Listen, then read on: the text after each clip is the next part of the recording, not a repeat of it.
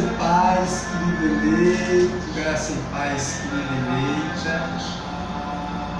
Estamos aqui mais uma vez, desta feita para darmos andamento ao estudo magnífico, maravilhoso e extraordinário da doutrina da soberania exaustiva e absoluta do nosso Deus. Quando falamos da doutrina da soberania exaustiva e absoluta do nosso Deus, estamos falando que existe um Deus que é soberano, que governa eternamente, de geração em geração. Estamos falando de um Deus que exerce a sua autoridade, que nós compreendamos ou não. Estamos falando de um Deus que é causa e razão de si mesmo, que de ninguém ele depende ou precisa para exercer os seus decretos. Esse Deus exaustivamente soberano é um Deus desconhecido para 99,9% daqueles grupos ditos cristãos. Digo arminianos, pelagianos, semi-pelagianos, gnósticos, pentecostais, neopentecostais. Esses grupos não conhecem a soberania exaustiva e absoluta de Deus. Por quê? Porque o Deus que eles criaram, o Deus que eles conceberam, o Deus que eles idealizaram, é um Deus antropocêntrico, ou seja, é um Deus pensado, é um Deus idealizado, é um Deus formatado para atender à ganância humana. É um Deus pensado para atender às ambições mesquinhas dos seres humanos. É um Deus pensado para dar fundamento e base a sacrifícios envolvendo dinheiro, envolvendo a aquisição de bens materiais. É um Deus idealizado, é um Deus produzido, é um Deus pensado para escravizar uma massa de analfabetos bíblicos em torno de uma crendice, em torno de uma percepção falsa do que seja o Deus verdadeiro, soberano e absoluto da Bíblia Sagrada.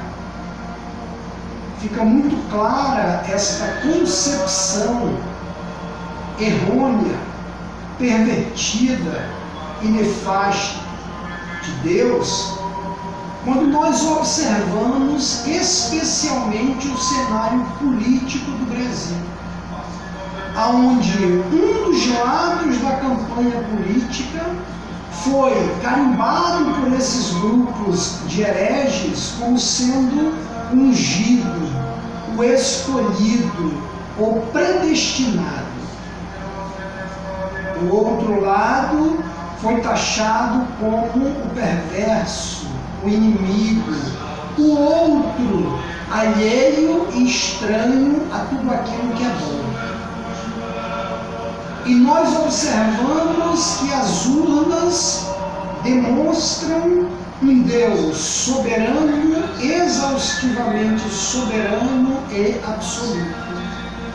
Nós mostramos que o Edir Macedo, o Silas Malafaia, o Valdemiro Santiago, o R.R. Soares, o André Valadão, o Renê Terranova e todas estas categorias de supostos ministros do Evangelho, eles foram enganados, eles foram frustrados, eles foram levados ao lugar de ridículo, porque Deus, em sua exaustiva soberania, não se deixa escarnecer pelos homens. E assim como Samuel havia achado graça, enchido a sua vista nos irmãos de Davi, de maneira errônea, os falsos profetas, os estelionatários da fé dos nossos dias, eles também erroneamente ungiram aquilo que Deus não ungiu, escolheram aquilo que Deus não escolheu, exaltaram aquilo que Deus não exaltou, porque desconhecem a doutrina da soberania exaustiva e absoluta de Deus e servem as suas próprias fantasias, as suas próprias ideologias, as suas próprias concepções de Deus, e não ao Deus verdadeiramente soberano e bíblico. Abramos, portanto, as nossas Bíblias no livro de Provérbios, Provérbios de número capítulo 21, e no versículo de número 1. Estamos tratando da doutrina ortodoxa da soberania exaustiva e absoluta do nosso Deus, que diz assim: como ribeiros de águas, assim é o coração do rei na mão do Senhor, que o inclina a todo o seu querer.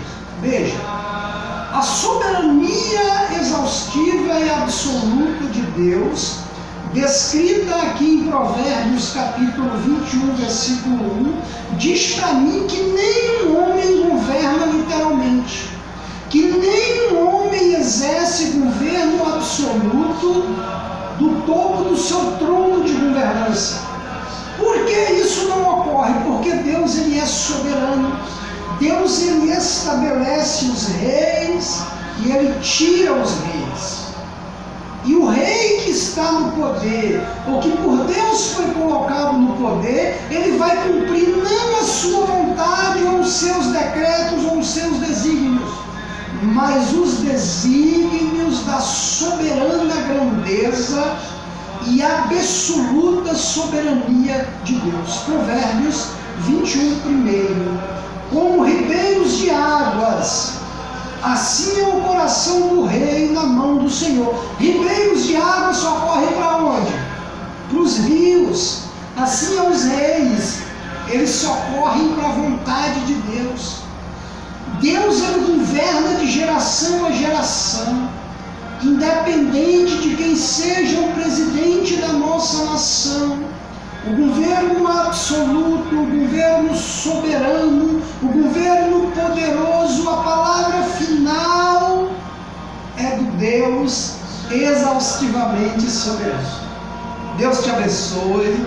Espero que você tenha compreendido o que nós tentamos passar neste nosso encontro acerca da doutrina ortodoxa, da soberania exaustiva e absoluta do nosso Deus. Até o nosso próximo encontro, se Deus assim nos permitir. Amém e graças a Deus.